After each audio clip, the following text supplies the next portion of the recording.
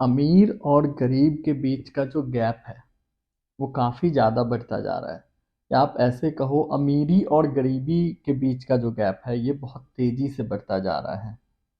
और इसकी वजह से क्या होता है, जो सोसाइटी में एक स्टेबिलिटी होती है, इकॉनमी में जो एक स्टेबिलिटी होती है या पॉलिटिकल हार्मनी जो होती है वो कहीं ना कहीं डिस्टर्ब होती है। और ये सिर्फ इंडिया के बारे में नहीं है, ये पूरे वर्ल्ड के बारे में, ये हर जगह देखा जाता है ऐसा फिनोमिनन। जब भी या अभी के टाइम में जो बहुत अलार्मिंग रेट से इंक्रीज हो रहा है, अमीरी और गरीबी के बीच का जो गैप बहुत तेज़ी से इंक्रीज हो रहा है, ये पैटर्न देखा जाता है। सो हेलो एवरीवन, स्वागत है आपका मेरे चैनल में फिर से एक बार। और आज जो हम बात करेंगे वो इसी टॉपिक पे बात करेंगे कि ये जो गरीबी और अमीरी के बीच का जो गैप है ये क्यों बहुत अलार्मिंग रेट से इंक्रीज हो रहा है। हर जगह हर देश में ऐसा देखा जा रहा है, वर्ल्ड लेवल पे देखा जा रहा है। मैं बीच में आपको एग्जांपल्स भी दूंगा, तो आप चैनल को सब्सक्राइब करो, मेरे पॉइंट्स को समझो। अगर आपके व्यू पॉइंट्स कुछ अलग हो सकते हैं तो आप उनको भी मेरे साथ शेयर करो। और आते हैं टॉपिक पे। तो ये अमीर और गरीब का जो डिफरेंस है ये सोसाइटी में, इकॉनमी में और पॉलिटिकली कैसे एक डिफरेंस क्रिएट करता है, एक प्रॉब्लम धीरे धीरे क्रिएट होने लगता है। तो इनकी जड़ कहाँ है, रूट्स कहाँ है इन चीज़ों की। तो एक तो रूट्स है इनइक्वालिटी।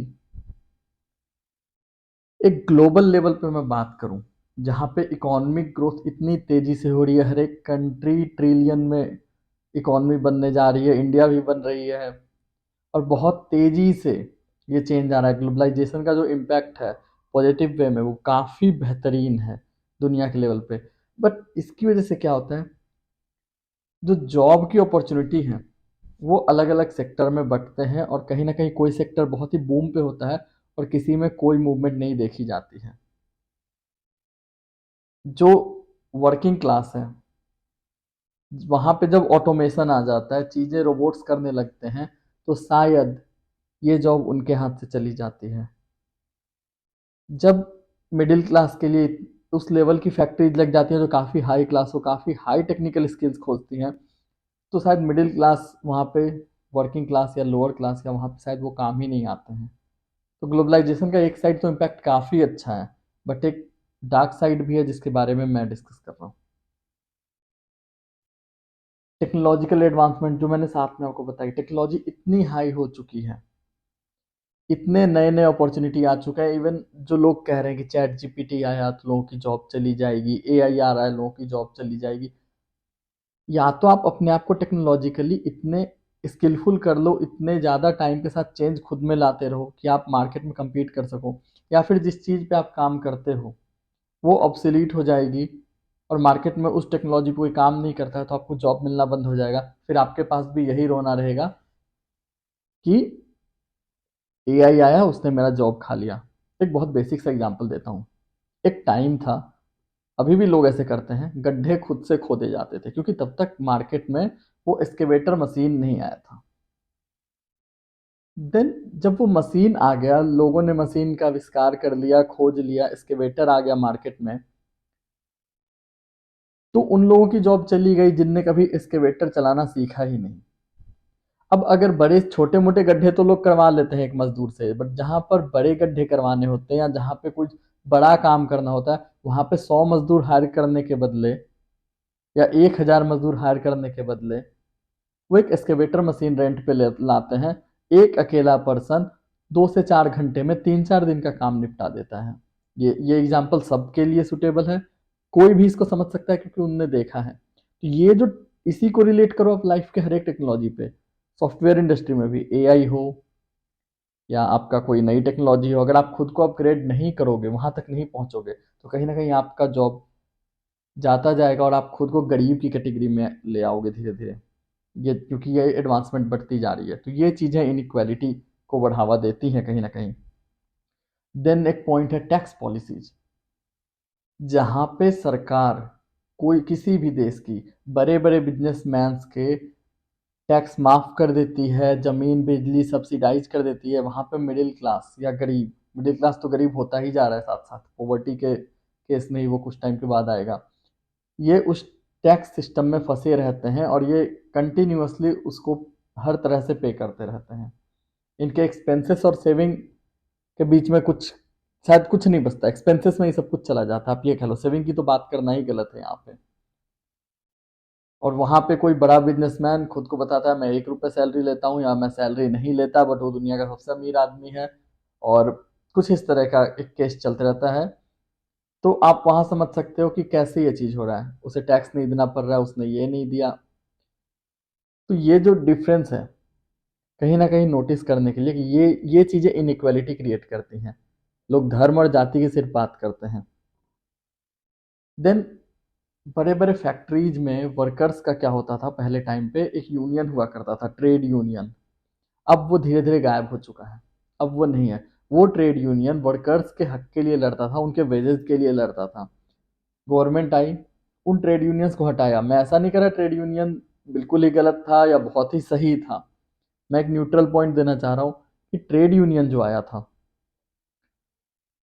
उनका यही काम होता था कि वेजेस के ऊपर लड़ना, राइट्स के ऊपर लड़ना। देन सरकार ऐसी पॉलिसीज लेके आई कि इन ट्रेड यूनियंस की जरूरत नहीं पड़ी। ऐसे लॉ हमारे देश में भी हैं जिससे इन ट्रेड यूनियंस की जरूरत नहीं है। डायरेक्ट ये एक एम्प्लॉय के राइट्स के बारे में अब बात करते हैं, बट स्टिल रियलिटी क्या है, इनके वेजेस कितने हैं, कम है। टाइमली महंगाई के हिसाब से उनको बढ़ाया जाता है क्या? बिल्कुल नहीं। इतने कम है इन मजदूरों के इनकम फैक्ट्रीज में कि इनका घर चलना भी मुश्किल हो। और ये रियलिटी है। आप जाकर पूछ सकते हो किसी फैक्ट आपके घर के आसपास अगर कोई फैक्ट्री है तो वहां मजदूर से पूछ सकते हो उसको क्या मिलता है मंथली, 8 घंटे की शिफ्ट में उसको क्या मिल रहा है। यूपी बिहार से लोग बैग ले लेकर गुजरात की फैक्ट्रीज में जाते हैं और महाराष्ट्र की फैक्ट्रीज में जाते हैं, उनसे पूछ के देखो एक बार आप। देन अगर मैं बताऊं कि ये सोशल मोबिलिटी पे, यानी सोसाइटी कैसे चल रही है, इन चीज़ों को कैसे इम्पैक्ट करता है, तो सबसे पहला एजुकेशन। एक अच्छा स्कूल नहीं है आपके एरिया में, एक अच्छा हॉस्पिटल नहीं है, और अगर ये दोनों अच्छे हैं तो अनअफोर्डेबल फीस है। स्कूल्स के फीस इतनी हाई हो चुके हैं जो आम आदमी अफोर्ड नहीं कर सकता है। हॉस्पिटल के बिल इतने ज़्यादा आते हैं, आम आदमी के बस के बाहर है अच्छा इलाज। अगर नेक्स्ट बात करूं तो हेल्थ केयर पे मैंने आपको बता ही दिया, हॉस्पिटल और स्कूल के हालात। अपॉर्चुनिटी जो है वो कहीं ना कहीं श्रिंक कर जाती है। क्यों? क्योंकि कुछ लोग, कोई गलत नहीं है, कोई बिजनेस कर रहा है, कमा रहा है, मेहनत कर रहा है, वो अच्छी बात है। बट जो ये ऊपर के लोग हैं, ये जब पूरे तरह से पैसे पे, पूरे तरह से चीज़ों पे कंट्रोल करके कम लोग बैठते हैं तो ऑब्वियसली अपॉर्चुनिटी भी कहीं ना कहीं क्लोज हो जाती है। वहाँ पे बहुत कम अपॉर्चुनिटी रह जाती है। और जब कम अपॉर्चुनिटी रहेगी तो लो इनकम इंडिविजुअल को ऊपर जाने में और ज़्यादा मुश्किल होगी, और जो स्किल नहीं है जिनके पास, उनको और ज़्यादा प्रॉब्लम होगी। और ये चीज़ें और ज़्यादा अमीरी और गरीबी के बीच को बढ़ावा देगा। यानी आप ऐसे समझो, जब इंसान अच्छा एजुकेशन नहीं ले पाएगा, अच्छा हेल्थ केयर नहीं मिलेगा, अपॉर्चुनिटी अच्छी नहीं मिलेगी, ज़्यादा अपॉर्चुनिटी नहीं मिलेंगे, ऑप्शन नहीं मिलेंगे, तो कहीं ना कहीं एक और ये गैप को इंक्रीज करेगा सोसाइटी के लेवल पे, अमीरी और गरीबी के बीच। इकोनॉमी में कैसे होगा, इकोनॉमिक स्टेबिलिटी कैसे ये डिस्टर्ब करेगी? तो सबसे पहला डिमांड। जब पैसे ही नहीं होंगे तो मांगेगा क्या आदमी? एक इजी वे में मैं समझा रहा हूँ। आपके पास आपकी स्पेंडिंग पावर, एक गरीब की स्पेंडिंग पावर ही कम होती है, वो खर्च ही नहीं कर सकता। 10-15 हज़ार कमाता है, वो भी मैं ज़्यादा बता रहा हूँ, मार्केट में जाओगे तो इससे कम सैलरी है। 10-15 हज़ार वो कमाता है, उसी में उसको सब कुछ करना है, तो उसके पास पावर ही नहीं है स्पेंड करने की, तो उसकी डिमांड ऑटोमेटिकली डिक्रीज हो जाएगी। एक सोशल अनरेस्ट देखा जा सकता है जब पर्टिकुलरली कुछ लोग कंटिन्यूअस अमीर होते जाते हैं। लोगों के मन में ऐसा ख्याल भी आ जाता है कि सरकार पर्टिकुलर किसी बिजनेसमैन को इतने पैसे दे रही है, ये दे रही है, वो दे रही है, हमें नहीं दे रही है। एक एरिया का 1% इतना ज़्यादा अमीर है, बाकी पूरी पूरी गरीबी में है। तो ये जो साइड है, एक इकोनॉमिक रीजन की वजह से सोशल अनरेस्ट देखा जाता है, और ये चीज़ें कहीं ना कहीं बहुत बड़ा गैप क्रिएट करती हैं। देन आप बात करोगे जो स्मॉल बिजनेसेस होते हैं या जो इंडिविजुअल बिजनेस करना चाहते हैं, जो छोटे मोटे हैं, इनको फंडिंग नहीं मिलती, यानी इन्वेस्टमेंट की लिमिटेशन हो जाती है। बड़े बड़े businessman just like Vijay Mallya, Nirav Modi, बैंकों से हजारों करोड़ का लोन लेकर देश छोड़कर गायब हो जाते हैं। ना मीडिया को पता, ना सरकार को पता, सब भूल जाते हैं। बट द पॉइंट कि एक आदमी को छोटे से किराने की दुकान की लोन के लिए पापड़ बेलना पड़ जाता है, और अगर उससे गलती से वो लोन ना चुका पाए तो देश छोड़ना तो दूर, उसका जीना मुश्किल हो जाता है। तो ये लिमिट करती है, कहीं ना कहीं वो पहले से गरीब था, कुछ करने चला वो और ज्यादा अब गरीब हो रहा है, मिला कुछ नहीं। बट जो अमीर था उसने हजारों करोड़ों का घोटाला किया, बाहर जाके बैठा है, हजारों करोड़ दबा कर बैठा है। सरकार ने क्या कर लिया? कोई बोलेगा बिल्डिंग तुड़वा दी, उनके प्रॉपर्टीज को हटा दिया। जितने का घोटाला किया, जितने पैसे लेकर भागे, उतने का रिकवरी हुआ क्या? प्रैक्टिकल बात करो आप, नहीं हुआ। तो ये चीजें कहीं ना कहीं सोसाइटी में अनरेस्ट डालती है, अमीरी और गरीबी के बीच डिवाइड डालती है। हर रीजन हिंदू मुसलमान या जाति का नहीं होता। आप सोचने की कैपेबिलिटी बढ़ाओ। देन पॉलिटिकली मैं सोचूं, अभी तक मैं सोसाइटी के लेवल पे, इकोनॉमिक लेवल पे बात कर चुका हूं। पॉलिटिकली मैं सोचूं तो पॉलिटिकल पार्टीज जो होती हैं, कहीं की भी हो, ये रिच के पर्सपेक्टिव से काम करती हैं। अमीर जो चाहते हैं, क्यों? क्योंकि उनकी फंडिंग होती है। पार्टीज को डायरेक्टली इनडायरेक्टली कहीं ना कहीं बेनिफिट हो रहा होता है, तभी वो किसी बड़े रिच मैन को इतना सपोर्ट कर रही होती है, उनके फेवर में करती है। और जो मेजोरिटी ऑफ द पॉपुलेशन होता है उनको बेनिफिट नहीं मिल पाता है। फिल्मों में भी दिखाया गया है, बड़े बड़े बिजनेसमैन को गरीबों के लैंड दे दिए जाते हैं, देन वो आंदोलन करते हैं। ये कहानी ऐसी नहीं बनती, कहानी जरूर फिल्मी है, लेकिन ऐसा होता है। आप ऐसे समझो। तो वो जो डिसीजन मेकिंग जहां पे सरकार की आती है, उस समय रिच के फेवर में जाने लगती है, और यहां से क्या होगा? Erosion of trust.